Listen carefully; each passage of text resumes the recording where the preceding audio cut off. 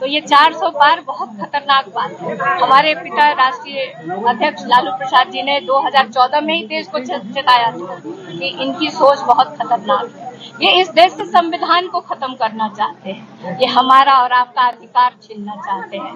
कल आपने मुख्यमंत्री जी का भाषण सुना होगा। मुख्यमंत्री जी कह रहे थे कि 4 लाख पार, 4000 क्या दिलाना चाह रहे थे? पूंजीपतियों से चंदा दिलाना चाह रहे थे इलेक्ट्रॉनिक बॉन्ड के बहाने। क्या कहना चाह रहे थे मुख्यमंत्री जी? तो ये देश की जनता बहुत अच्छे से और खास तौर पर बिहार की जनता इसको बहुत अच्छे से देख रही है और मुझे पूरी उम्मीद है कि इस बार नरेंद्र मोदी जी की विदाई पर देंगे। मैम टिकट का जो वितरण हो रहा है उसमें होल्डअप क्यों हो रहा है? होल्ड क्यों हो रहा है? अभी नहीं, कोई होल्डअप नहीं हो रहा। आप लोग को मीडिया को लग रहा होल्डअप है, हमारे यहाँ कोई होल्डअप नहीं है। सब अपना अपना कार्य कर रहे हैं। जिनको पता है कि किसको चुनाव लड़ना है, सब अपने क्षेत्र में है। दीदी ये बताइए कि सीएम की तबीयत तो सही है ना? अब 4 लाख 4000 और ज्यादा मैं उनपे कुछ नहीं कहूंगी। अब वो हमारे अभिभावक हैं, चाचा जी हैं, तो उनके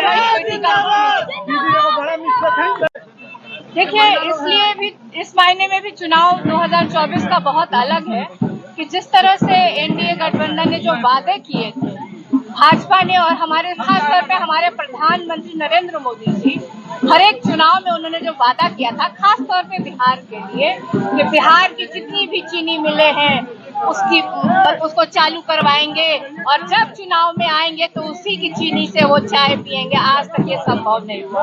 प्रत्येक व्यक्ति के खाते में 15-15 लाख आएगा। आज सिर्फ 5 किलो चावल दे करके उनको समझते हैं कि खरीद लिए। दूसरा, उन्होंने सबसे ज्यादा अगर किसी को छला तो हमारे देश के नौजवानों को प्रत्येक वर्ष उन्होंने 2 करोड़ दिया। 2 बार मौका दे चुकी है इस देश की जनता ने और 20 करोड़ ये पहुंचता है रोजगार। आप देखिए, वहीं पे जितने भी ये आरोप लगाते थे भ्रष्टाचार का, आज जितने भी भ्रष्टाचारी नेता अगर कहे जितने भी जो है वो सब आज बीजेपी में शामिल हो गए हैं। दूसरा आरोप मेरे ऊपर लगता था, हमारे परिवार पे लगता था कि परिवारवाद। मोदी जी, मैं आपसे पूछना चाहती हूँ, 4 तारीख को अपने दामाद के लिए वोट मांगने आए थे, भूल गए क्या परिवारवाद? जी हाँ, कल नवादा आए थे, अपने बेटे के लिए वोट मांगने आए थे, भूल गए क्या परिवारवाद? अब मुंह से परिवारवाद नहीं निकलता है। तो ये देश की जनता बहुत अच्छे से, और ये मुद्दा विहीन चुनाव एनडीए गठबंधन लड़ रही है, उसके पास कोई मुद्दे नहीं है।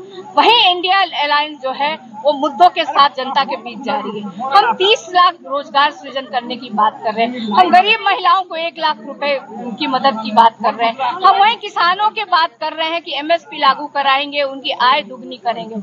हम बेरोजगार नौजवानों की लड़ाई लड़ रहे हैं। आप बताइए कि 40 लोकसभा सीटें हैं बिहार की। मैं और प्रदेशों की चर्चा नहीं करूंगी क्योंकि मैं बिहार से आती हूँ, बिहार में लड़ती हूँ, बिहार की रहने वाली हूँ, तो मेरा फोकस होता है बिहार पे। तो बिहार पे पिछले 10 साल से आखिर ये एनडीए गठबंधन की सरकार, डबल इंजन की सरकार, कौन सा कारखाना लगा दिया है? कोई एक कारखाना लगाया है क्या? बेरोजगारों के लिए कुछ किया है क्या? क्या पलायन रुका है क्या? गरीबों के लिए इन लोगों ने कुछ किया है क्या? सिर्फ वो हमारे प्रधानमंत्री जी को चुनाव में बिहार याद आता है, उसके बाद बिहार को भूल जाते हैं।